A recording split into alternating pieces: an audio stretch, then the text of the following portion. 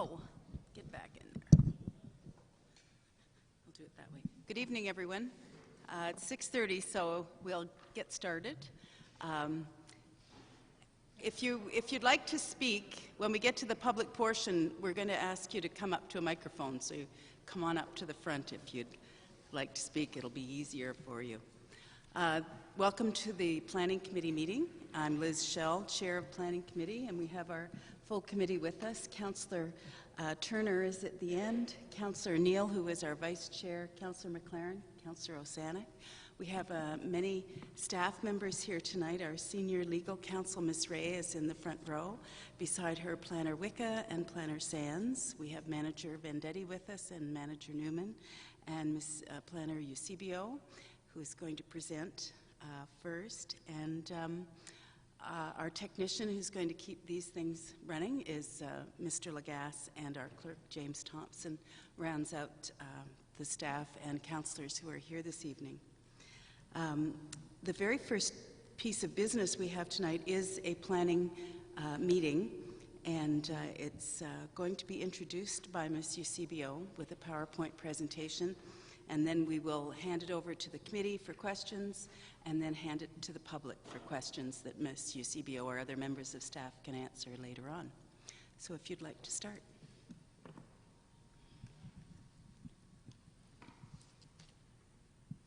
Good evening, Madam Chair, Planning Committee members, and members of the public. My name is Anne-Marie Eusebio, Intermediate Planner, and the purpose of this public meeting is to present revisions to the tree bylaw and site alteration bylaw. The tree bylaw came into effect in 2007, and the site alteration bylaw came into effect in 2008. And over the past 10 years, we have identified changes to be made that would make the permitting process more efficient, streamlined, and to ensure consistency with the city's overall goal of environmental sustainability. The revisions of the tree bylaw and site alteration bylaw are proposed to strengthen the existing provisions of each bylaw, thereby supporting the city's goal of increasing tree coverage, limiting interference and damages to watercourses and water bodies, preventing erosion and sedimentation, and minimizing potential damage or impacts to adjacent properties. The consultation that we have done to date, we prepared a first draft of the bylaw, of the tree bylaw and the site alteration bylaw, and it was published on the city's website in November 15th. With that, we presented the first draft of the bylaw at an open house, and a presentation was held at the Invista Center on November 29th, 2016. After that, we prepared a second draft based on the feedback that we've received as part of the open house, and that information was published on the City of Kingston website on February 3rd, and then we presented this information at the Rural Advisory Committee on February 6th, 2017. This is our third round of public consultation. We are intending to go back to the Rural Advisory Committee in the form of a public meeting to address the feedback received in February and also any feedback received today.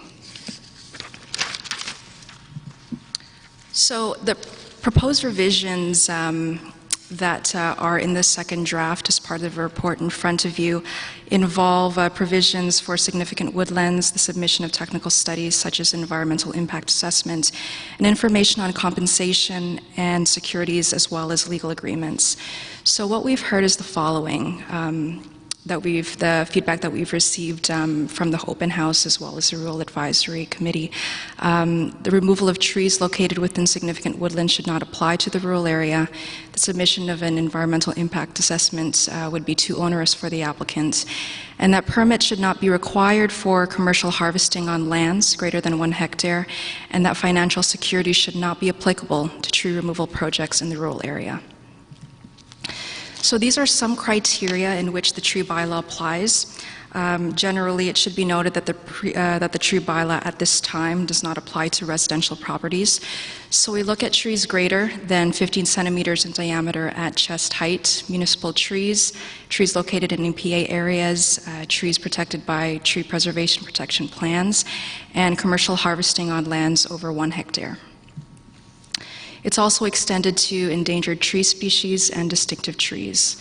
So the proposed revision that is in the second draft of the report is that the injury or removal of trees within significant woodlands and lands designated EPA, and these include residential properties. It should also be noted that an environmental impact assessment is also required. However, personal use and normal farm practices are exempt. An example of a personal use would be the removal of trees for firewood, and an example of a legitimate normal farm practice would be the removal of trees in order to operate farm machinery, or the removal of trees to install fencing to keep in cattle. This is some mapping that we have that was taken from the Central Region Conservation Authority Natural Heritage Study, and it shows the significant woodlands shown in dark green and the contributory woodlands shown in light green, and it shows the area of Highway 15, Seabrook Road, and Leo Lake Road. And we're proposing that the tree bylaw would apply to significant woodlands. So these woodlands have ecological value and provide a potential contribution to the overall natural heritage system. And the criteria for the identification and mapping of these significant woodlands include the woodland size, presence of interior habitat, proximity to other significant features, as well as the woodland age. So the protection of significant woodlands is important in keeping with the intent of the bylaw to maintain tree coverage, and is also in line with the city's goal of environmental sustainability. And this is another picture, an image of the significant woodlands shown in the area that is rural of Sydenham Road and Unity Road. So normal farm practices, as I've mentioned, currently how it exists in our bylaw is that a permit would be required within the hatched portion of the schedule shown here for any normal farm practice. So this is the area shown in the red here, which delineates the urban boundary, and also the deferred areas within the official plans. So as it stands at this moment, a permit is required in this area. So what we're proposing is that this Schedule D be removed and that normal farm practices are exempt from this bylaw. We have consulted with internal staff, and in accordance with the Farm and Food Protection and Production Act, no municipal bylaw should restrict legitimate normal farm practices for agricultural operations. So in the event that there's ever a dispute as to what constitutes a normal farm practice, and it cannot be resolved by the city, that matter would be directed to a provincial tribunal, which is the Normal Farm Practices Board. So we also have exemptions to the tree bylaw as well, and they include pruning, the removal of dead, dangerous trees, residential lots, as I've mentioned, unless the property contains significant woodlands, the new construction on a lot of record, if it's a building permit where no planning approvals are required, removal that is a condition of a development application, and also the installation or maintenance of utilities, driveways, and access routes. We've also included some information with regards to compensation. So the city requires compensation when a tree permit is issued for the removal of trees and nothing can be planted on site in terms of replacement trees. So we use the following methods to calculate compensation, and they include the trunk formula method, the application of replacement ratios, and it's also at the discretion of the director in consultation with public forestry staff upon the review of an arborist report. We also have included information with regards to agreements and securities. So legal agreement is required by the city when receiving financial securities in support of the issuance of a permit tied to the removal of trees that will be replaced on site. And the securities are held for a minimum of 2 years following the planting of replacement trees. Securities are also used to cover the costs of replacing those trees that do not survive the 2-year period. So this is really in line with the intent of the tree bylaw in terms of maintaining tree coverage and also protecting municipal interests with regards to protecting environmental features. And an example of this would be if this is with regards to an owner wanting to remove trees prior to obtaining planting approval. So we would be requiring that the owner enter into an agreement with the city and also for them to provide us with financial securities for the replacement trees on the site. And this security would be kept for 2 years following the planting of the replacement trees, and then they would be returned after 2 years once we determine that the trees are healthy. If it turns out that the trees are not healthy, then we would draw on that security amount. With regard to the planning approvals, if there is a development application associated with it and there is a site plan agreement or a subdivision agreement and there is a posting of the securities, then the securities as part of the permit would be reduced or returned back to the applicant. Another situation where we may apply agreements and securities is, for example, a commercial lot where someone wanted to remove trees in front of their property in order to make signage available or more visible, so they would want to remove the trees. We would request that the applicant or owner enter into an agreement with the city as well as provide financial securities. So that's the tree bylaw. With regards to the site alteration bylaw, this bylaw regulates the placement of fill and the alteration of the grades of the land. And we didn't find many revisions to be made with regards to this bylaw other than the control plan requirements. And what a control plan is, it's a drawing that shows the existing grades and the proposed grades of a property, and we're requiring that what's to be shown in the control plan should include construction site control measures, a monitoring program, staging areas, as well as locations of shorelines and other environmental features. So with regards to the next steps, we've gone through an open house, we've done some consultation through Rural Advisory, and this is the public meeting, so we are going to review comments and consider any feedback with regards to any future revisions. We're going to report back to the Rural Advisory Committee through a public meeting. We're going to prepare the report, the final report based on the feedback received, and publish this information on the city's website, and then prepare a comprehensive report and recommendation to Planning Committee, and then prepare the council report. That's the end of my presentation. Any questions?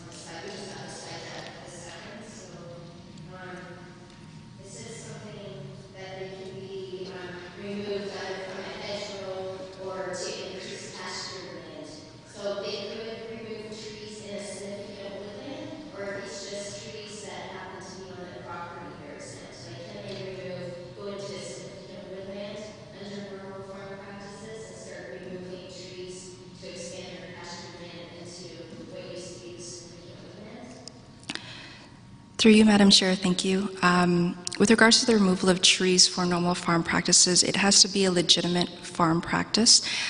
So if they are to remove trees within a significant woodland, then they would be exempt from the tree bylaw.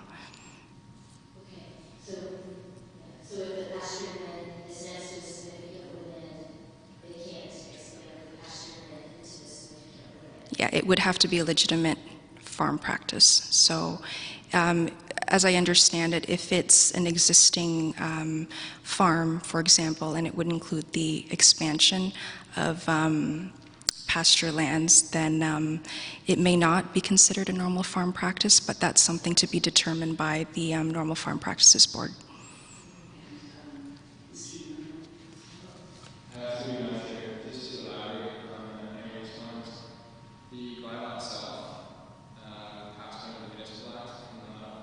Normal farm practice at all.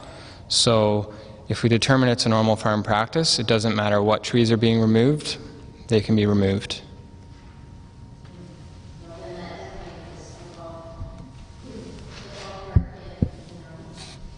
That's great to hear from a tree perspective. And my second question is about the securities. There's a report coming to council on Tuesday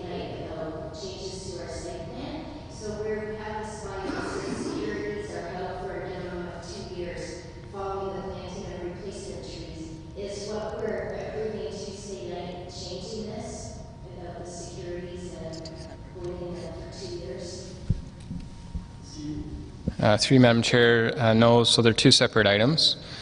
Just to elaborate again on this piece, the intent here is right now someone can come in and make a request to planning to remove all the trees on the property, but we don't have anything in place at the time to say that they're ever going to go back and replant the trees. So often what we hear is someone comes in, they want to make a site more marketable. This is predominantly in the urban context. So they want to make a site more marketable, so they want to clear it. And generally we're okay with that, but we need to be able to hold something to say that if they disappear, we can go and replant the site.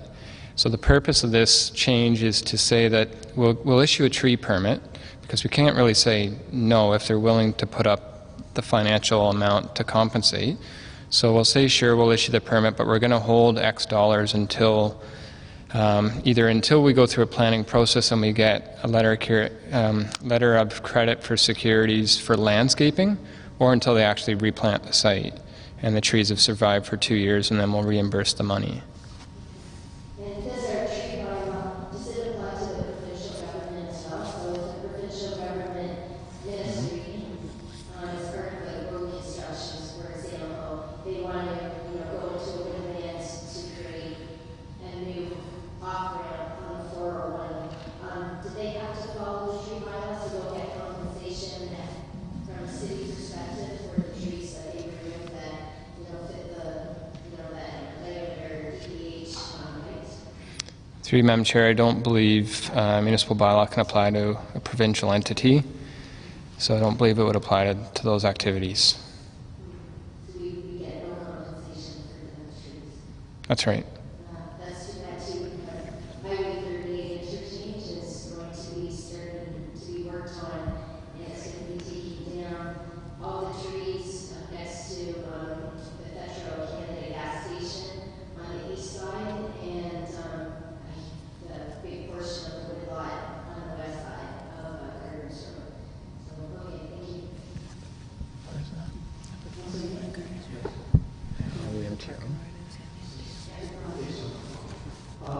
Couple of questions. I'm intrigued by your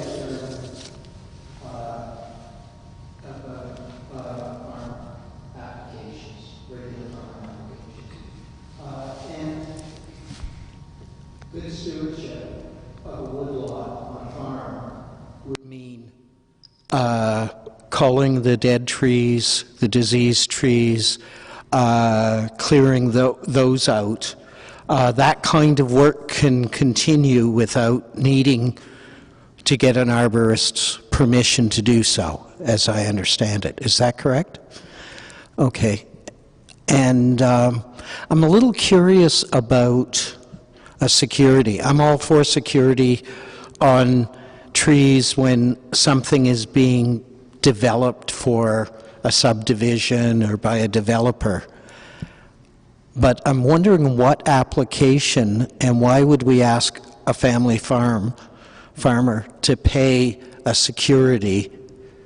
What would be the circumstances that you would foresee the need for security for the removal of trees on a farm? Through you, Madam Chair, well, one example would possibly be commercial harvesting. So that's in the case where the firewood or the wood or the trees would be used solely for commercial use, and it is for profit. So that is one example of where we would apply financial securities.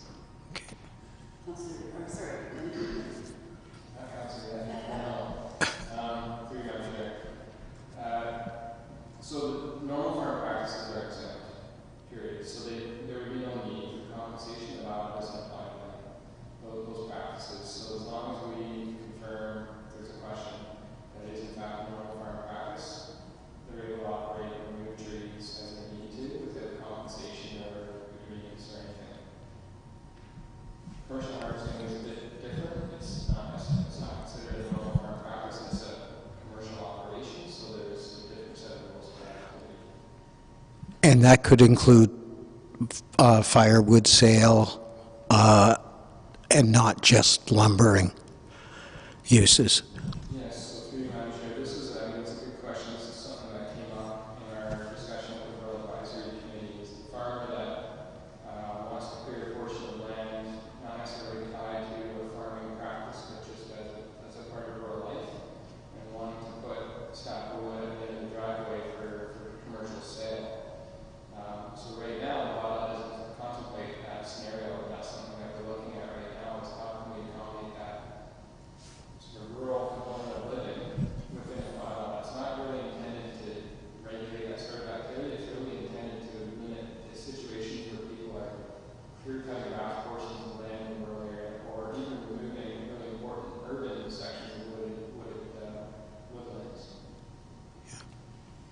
And this is a question probably for some of our rural speakers that'll be coming up in a minute. I'm just curious, diseased ash or ash trees, which is costing the city a fair bit to remove. I know ash is a great firewood. Will it still be able to cut ash and sell it as firewood, or use it in your own as firewood, even though the trees are diseased? I probably should have asked that question of an arborist before, but I'm sure somebody will know the answer that gets up to speak, so thank you. Thank you. Through you, Madam Chair, ash trees are exempt from the tree bylaw. Okay. They are also exempt from even calculating securities or compensation as per our criteria. We have criteria as well. So ash trees do not apply. Thank you. That's good to know. Thank you. Other questions? I'd like to open the floor. Yes. Hey, if anyone has comments or questions, if you'd like to come to the podium, give your name and address, and we'll take up all the questions and we'll have staff answer all of the questions at the end. Thank you. I wish you'd be more patient and let other people go ahead who actually Thank you, Madam Chair. So Frank Dixon, 495 Alpha, Apartment 2, K7K 434. Thank you for the presentation and report. It's been really thorough work done. I got here a little bit late, so this might have been covered in my absence, but my two questions have relevance to ballpark discussion. There was a very substantial hybrid poplar tree planting program carried out there starting in 2007-2008.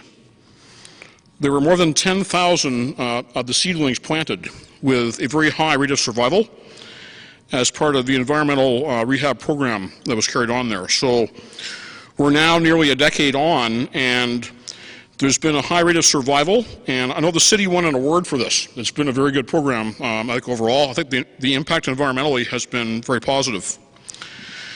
So my questions are with respect to dead trees on city property and their timely, I guess, removal and replacement. Some of these trees have died just because the seedlings are very close together, so that they're being kind of crowded out for resources. So probably some sort of thinning program is necessary anyway.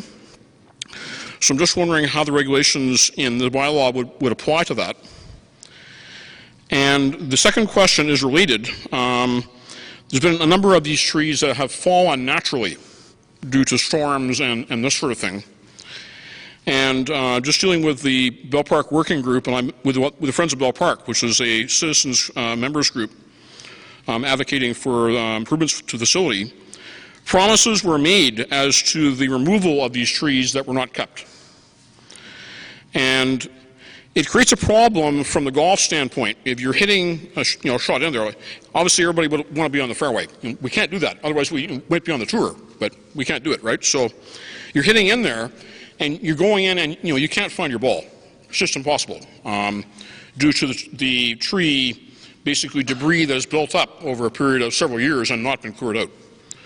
So I want to put that on the record at this point, and maybe hear what staff has to say about it. But otherwise, I'm very impressed with the work that's been done. So thanks very much for that.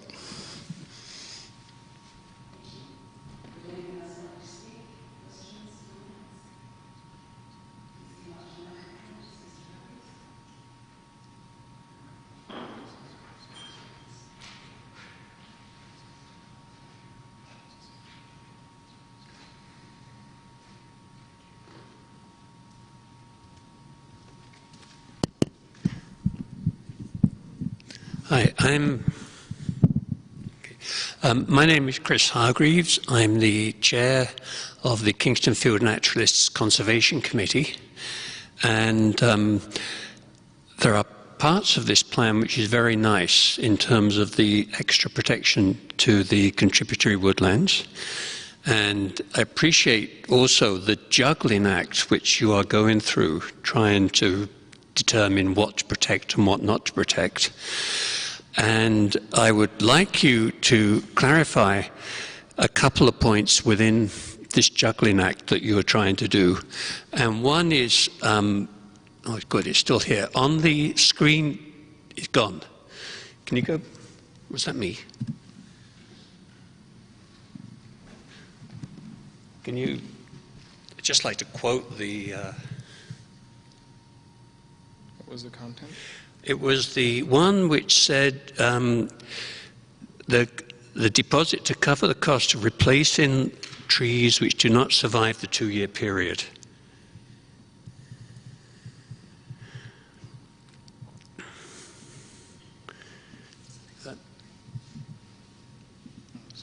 Right. That one. Because there's been a lot of discussion over the years about developments come in and new replacement trees are planted and they die. And they don't survive the 2-year period. So I'm delighted to see the comment about securities are used to cover the costs of replacing those trees that do not survive the 2-year period.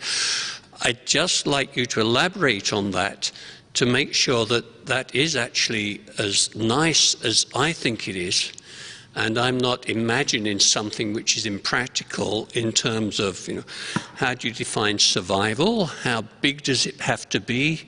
At what point does the clock start ticking? Is it from the last shovel taken out of the ground?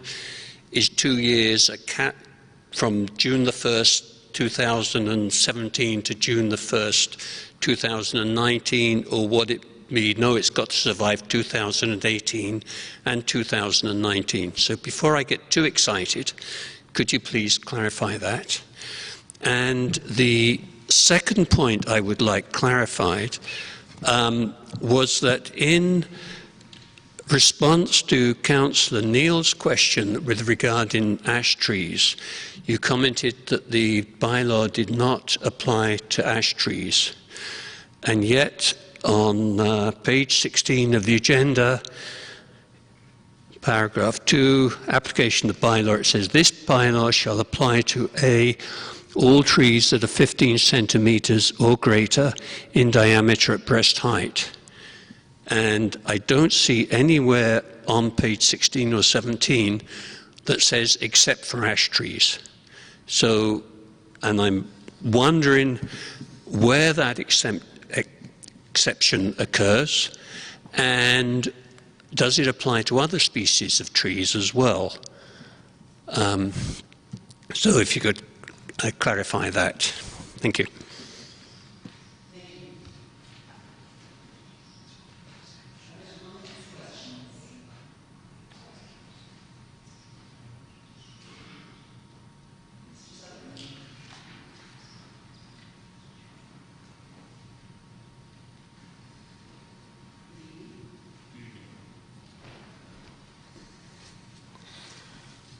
Madam Chair, committee members, before I start, I want to speak on with two different hats. So if it's okay with you, within the same time period, I might start with rural affairs. It's a little less controversial, I think. So as chair of rural affairs, I don't want to take up a lot of time tonight, but there was a lot of concerns. Staff have alluded to some. They've wrote most of them down. But I think what the real message that should come across is no matter whether they were what member of rural affairs, where their background was from, they all felt that this was too onerous for the rural area, even those that live in the urban area, or shouldn't say urban, the hamlet areas of the rural area. And then it was unanimous that we look at some sort of revisions to this to be brought back. And I think the staff have committed to that, so I don't want to belabor that too much, other than I think my take is that most people, in talking to people, aren't aware of this bylaw is coming through and how much it's going to impact the rural people. It takes a long time for people in the rural area to react, and number one, and number two, a lot of them live by the live and let live, and if the city leaves them alone, that's all they care, and they're not quite as reactionary as people in the urban area, and yet when the bylaw will go in, they will be really, well, I won't say what I was going to say, sorry. But they will be very perturbed. I know there's a number that I've told this bylaw was coming through, and they say, like, the city has no bylaw, no value in coming over here. So I've sort of moved into, I mean, we have the commitment from staff. It's going to come back to rural affairs. I'll leave that. The only other part about rural affairs is it would be nice to have, and we've sort of agreed we will put this off at rural affairs till we have a new rural councillor for the area to deal with this issue at our, so that'll put it off till probably after the May election before we deal with any revisions. Just that understanding. Okay. So now, as a landowner, actually, I got to speak as a former councillor also. I was one of the councillors that put this in, and I really believe we had a lot of public meetings. Some councillors that were here now were at those meetings, and it needed to go in and be in place for the urban area. And this is a real issue that's significantly different between rural and urban. The urban area needed this because of development, and one of the public come to rural affairs, and we all have these thoughts in the back of our head. Why? But when you live there, you didn't put it into words. And the real difference is, if you cut a tree in the urban area, you only have a few trees, and then everybody manicures it, and there's nothing grows back. And one of the public come to rural affairs, and the reality is, in the rural area, when I cut a tree in my forest, or a number of trees, because you know, about 5 years ago a big storm come through, or other times the ash is coming through now, other times the elms have come back on my farm at least every 10 years, and there'll be groves of them, and all of a sudden they're all dead. And what happens is, when you cut all those trees, 5 to 10 years later, there's hundreds and thousands of trees in that forest. We don't have to replant it, because we don't mow it and destroy all the trees like you do in the urban area. I think that's a significant difference between why we need to adapt this more to the rural area. The other comments, I don't want to go over all the points that we found at rural affairs. Staff's made their points, and we'll have hopefully another kick at the can. I think the three things that I want to mention here is elm trees were not mentioned. I've had them come back, and I have areas now where I haven't cut only a few elm trees in the last 3 or 4 years, and now I got groves of 20 and 30 that have to be cut. I've been doing it lately. They seem to come back, and then all of a sudden the disease hits. I don't know where they are on the list of exempt or not exempt. I didn't see it in there. I never thought about it at rural affairs. The other thing that I found was, when you look at the map for significant woodlands, and I assessed all mine, basically anywhere there's a tree and it's not a field is green. I think they need to do a better job of the mapping. I think there are areas, and I can't find them on this map, but there are EPA areas. Yes, there definitely. And there's EPA areas. Most of us assume EPA is wetland. There are EPA areas where the trees are protected in highlands. And there's no argument about that. It's the fact that anywhere the way they've done this mapping, at least in my area, I went through all my different areas, farms that I know, anywhere there's a tree, it's green. I mean, that's just a little bit too broad brush. And I mentioned it to staff. I just wanted to bring it to the committee's attention. And commercial harvesting. I think there's a lot of farms that I rent that they aren't farmers and they aren't exempt. And yet they have a ton of trees. For every 100 acres that I have, if it's 50% bush or more, you're talking millions of trees. We're not talking dozens or hundreds. And they should have the ability to be able to cut some of their trees. It would be normal practice for any bush without having to call the city in, number one. And number two, when you get into the compensation, as I read it, it's $200 a tree. Like, most people won't even cut wood because most of the cost that you get back for cutting wood is for all the labor that you put into it. If you put that on anybody that wanted to cut trees, you couldn't do that as a small business owner. And everybody, whether it's a farmer or a small landowner, sells the odd cord of wood here and there. There's lots of small people that have small acreages, want to start up maybe goat farming, or we all did it to start farming. They want that ability to be able to sell a little bit of wood without the city coming down on them. And it will not be there if they have to pay more than they make out of the wood to compensate the city. If there's some way of, if we don't exempt the rural area. Personally, I still think most of the rural area should be exempt. It's just totally different atmosphere than the urban area.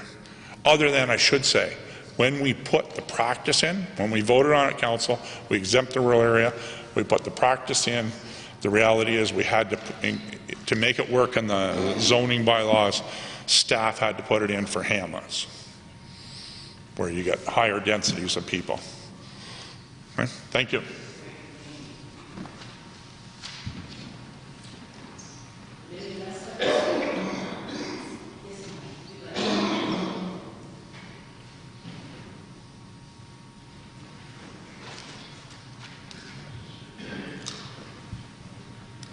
My name is Sheila Mallon, Chairman and members.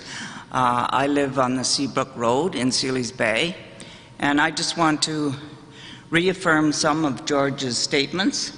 Actually, I did not know that this bylaw was coming in effect. I do take the WIG standard, but mine didn't come Saturday, didn't come Monday. Maybe once a week we don't get our papers. So I really think that there has been maybe not enough information given out. And I also want to, because we've been farming for practically 60 years, farmers are stewards of the land. We always have been, we always will be. And we're completely different than the city. I go out with my grandchildren every weekend.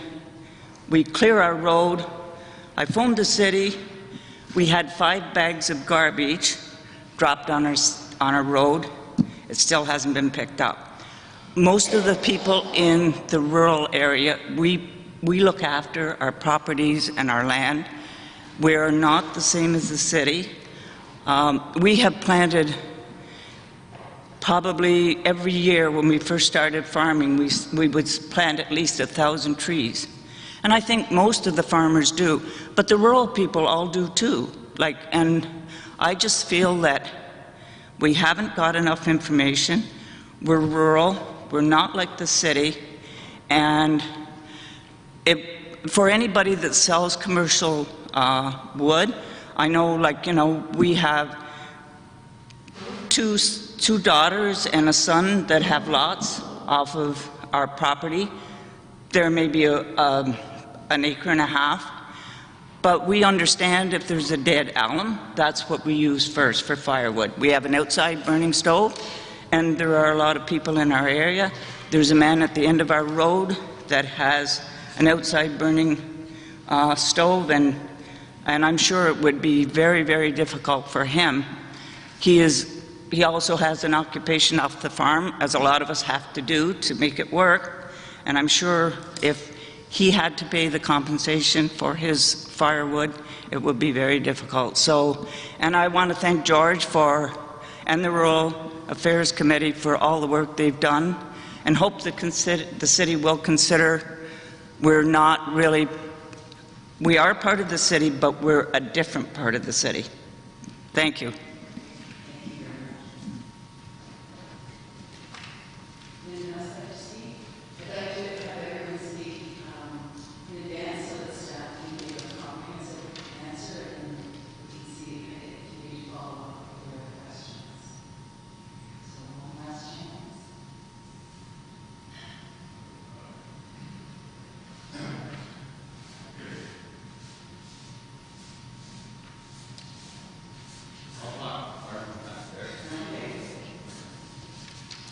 My name's Tim Burley. I live at 4226 Florida Road. We do have a farm out there. There's lots of farms out there. Not many people know we're even in the city of Kingston. They wondered why. It's just a little short road. But yeah, we're on the city of Kingston. And we do farming out there. And of course, when you take and have trees falling in the fields and stuff when you're doing your haying, you got to go out and clean them up and remove them and stuff. I don't see why we should have to get a permit to clean up the trees that are falling into our fields so we can go out and do our haying safely and stuff like that. And I mean, I burn wood, of course, and I'm self-sufficient. Stuff I've cut 2 years ago, I was back there this summer. Even the elms and that, they're all starting to come back up. So, I mean, it's not like we're taking and it's not coming back. It's all coming back. That's basically all I wanted to say. And I imagine the rest of the farmers back there, they probably would too, but they're a little shy. So, okay, thank you.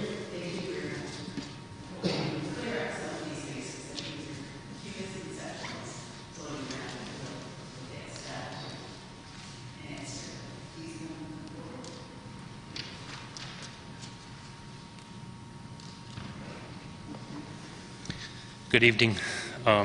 My name is Tom Hawley. I'm at 3851 Florida Road, and I have two concerns. First of all, there should be a meeting in the northern part on this because everybody isn't aware of it, okay? Secondly, we're all farmers out there. We have a lot of land, a lot of dead alum, a lot of dead ash. And if you can't have your neighbors cut firewood on your place, there's something wrong with this city. And like 20% of the population, okay, of the city of Kingston owns 80% of the land, and yous in the city are telling us what to do with the land, and the landowners north of the 401 own, like I said, 80% or more of the city of Kingston. I can see it in a hamlet like Elginburg, Glen Burnie, but not on a rural setting. Okay, thank you.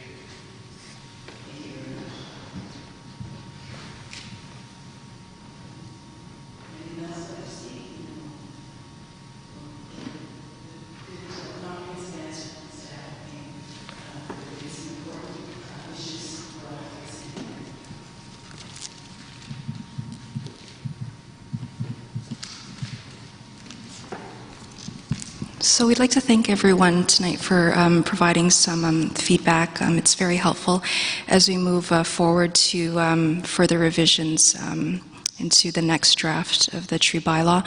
So as we've stated earlier on the presentation, we have heard your concerns as stated here in a previous meeting in the Rural Affairs in February. The first question with regards to Bell Park and the tree planting program, the hybrid poplar trees. The tree bylaw, dead diseased trees are exempt from the tree bylaw, and we would have to consult with our colleagues over at Public Works Forestry staff with regards to the details of that program. So thank you very much. The second comment is how we deal with securities and for trees that don't survive the 2-year period. So there is a monitoring program that happens once the tree permit is issued. There are conditions attached to the tree permit, which speaks to ongoing consultation with the applicant and inspections from forestry staff to ensure that the trees are healthy. And if they're not, there are ongoing inspections that occur within that 2-year period. The 2-year period is also the term of the tree permit as well. I just want to add, so one of the things that we're proposing to add to the bylaw is that not only would we take financial securities, but we would execute an agreement with the person that's posting the securities, and the agreement itself would sort of detail that confirmation that the trees are planted on this date, and 2 years later we have forestry staff or the proponent's certified landscape architect or arborist go back and inspect that the trees are still in good condition before we release the dollars. Because in some cases we're accepting $10,000 plus as securities, so we are a little uncomfortable as a municipality accepting all that money and not having an agreement to sort of set out the expectations. So it's the securities and an agreement to go with it.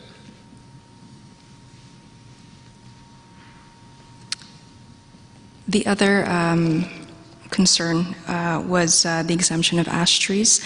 It's just been practice by our staff to exempt ash trees, and that issue will be included as an exemption in the bylaw.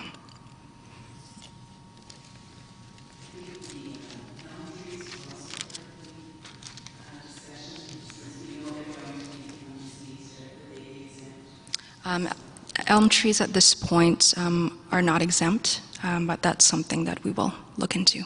Thank you. So to Mr. Sutherland's comments, and I think I'll speak to some of the other comments expressed by rural residents of the city. So when we presented to Rural Advisory Committee, I think it was Mr. Wolf, who sits on the committee, said, you know, you really need to look at this bylaw with the lens of a rural resident. And that's certainly, we've taken that to heart, and we are right now looking at the bylaw and how it applies itself to a rural area. I will say the bylaw exists today, so I don't know what sort of outward consultation was done when it was first passed, but it is in effect today, and it does apply itself to the rural area, although we don't see a lot of it in the rural area. We don't get involved in the rural area very often with respect to the bylaw. But that being said, if it has the potential to apply itself in a negative way, I think we want to look at that. So we are committed to coming back to Rural Advisory Committee for a public meeting. So I'd encourage through Mr. Sutherland and everyone else in the room to tell your neighbors and make sure that when we find that date that works, people are aware of the meeting. We'll do some communication as well on the website, and hopefully we can get an effective way of communication out, because that area represents, like the gentleman mentioned, the 80% of the land area in the city. It's tough to do a sort of a specific mail out, but that might be an option as well. So we'll look at how we can communicate that we're having a meeting and hopefully get a good turnout for that. It will be after the election or the by-election for the filling the Countryside District position. Commercial harvesting is something we're going to have to come back to. The bylaw does not, as Anne-Marie mentioned, the bylaw doesn't apply itself to dead or deceased trees. So if you're clearing trees that fell down over the course of a bad winter, you're exempt from the bylaw anyway, so by all means go ahead and do that work. And yes, thank you. So the other thing is for personal use. So if you have a wood stove that you're cutting trees down to feed into your wood stove, by all means continue that practice. There's no application of the bylaw. I don't need a permit. The only real interest of the city as it relates to the rural area is the mass removal of trees, either for commercial sale or just strictly clear-cutting massive piles of trees. And even in that case, it's the areas that are environmentally significant. So where the city has, in partnership with the Cataraqui Region Conservation Authority, identified and mapped. I'll just jump to the map real quick. These quite significant areas in darker green, these are the areas that have been demonstrated through technical study to have ecological value.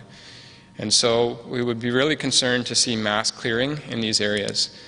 There might be an opportunity, and something we want to investigate further is partial removal in these areas with no no consideration through the bylaw. Again, just a part of rural living, wanting to allow moderate amounts of clearing. Mr. Burley, I think, mentioned permit for cleaning up fields. So again, if you're just clearing dead or deceased trees, bylaw doesn't apply. If you're clearing it to accommodate a normal farm practice, like you're clearing a tree row to accommodate your machinery, or you're just expanding your field for pasture or cropland, again, as part of a normal farm practice, you're exempt.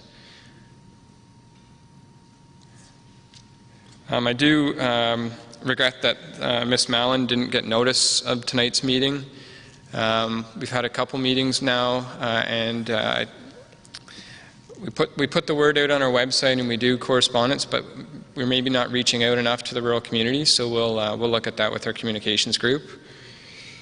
And Mr. Hawley, the meeting will be in likely Glen Burnie, at the Glen Burnie Fire Hall. So we'll make sure that it's in the northern part, so it's more accessible to people that live north of the 401.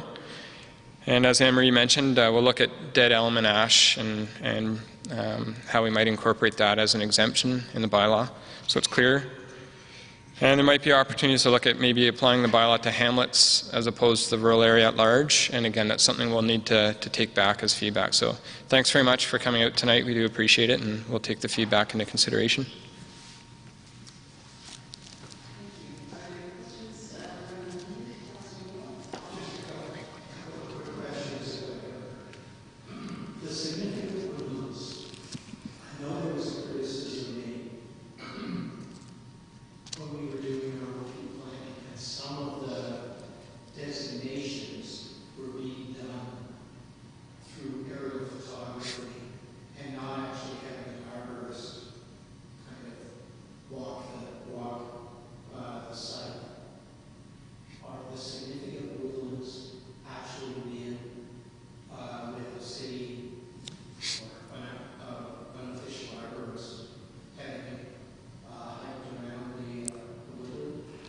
Through you, Madam Chair, thank you.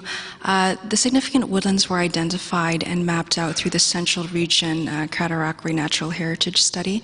So they did consider criteria when they were mapping out the significant woodlands. So the criteria that they considered was the age. So there's some quantifiable criteria as here in the points here. So woodlands contains forest patches over 100 years old. They take in consideration the size, if it's 40 hectares in size, consideration with interior habitat, any connections with riparian habitat as well as connectivity to the natural heritage system. It has been documented. Yes, it has been, yes. The other question that gave me some pause when I looked at the report, one of the things that we received that often is contentious at planning has to do with forests and expanding forests. And is it because of the Aggregate Resources Act that we seem to be giving them a complete exemption on trees? Because they are definitely commercial industrial users of the land. So I would think that they should have to abide by the tree counts. Through you, Madam Chair. So aggregate operations, mining operations are right now, aggregate operations are exempt from the bylaw.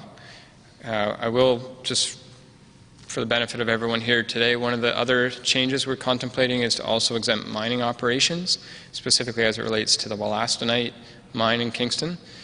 And the reason for that is, and this was discussed briefly with the official plan, is there are different hierarchies of provincial interest. So while the province certainly gives priority to natural heritage features, one of which is significant woodlands, they give greater priority and emphasis to the extraction of resources, rock, because of the urgency or the need to have it close to markets. So that being said, so there's almost a bit of an elevation of the removal. Yes. That being said, though, with proposals for new extractive operations, we do ask for a tree preservation plan, and there's the remediation plan with any mining operation or extraction operation. So it's not just that they leave a hole in the ground, there's an expectation that they're bringing it back to a more original status.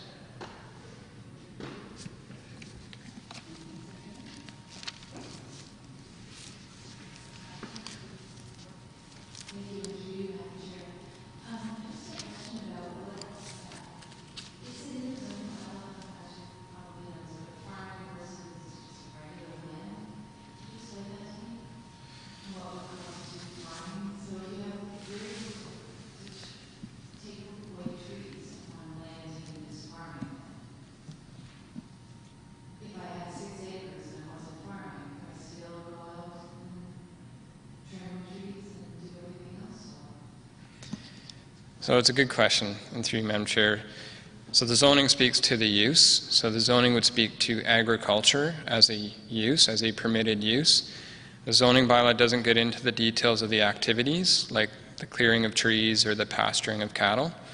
The tree bylaw, on the other hand, is more specific to the activities. So what we would do is if farming is a permitted use in the zoning, and someone's out there cutting down trees to clear land for pasturing, under the tree bylaw, you're exempt because you're a normal farm practice, and under the zoning, it's a permitted use. So if you were in a rural zone, in more of an urban context, let's say, and you were clearing a bunch of trees for farming, there's probably, the first thing is probably often that you're doing a use that's likely not permitted in a residential zone.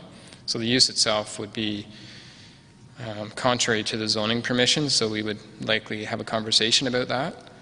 So the two kind of work together, but the tree bylaw gets down to the level of detail of actual activity, so cutting down trees for a specific purpose.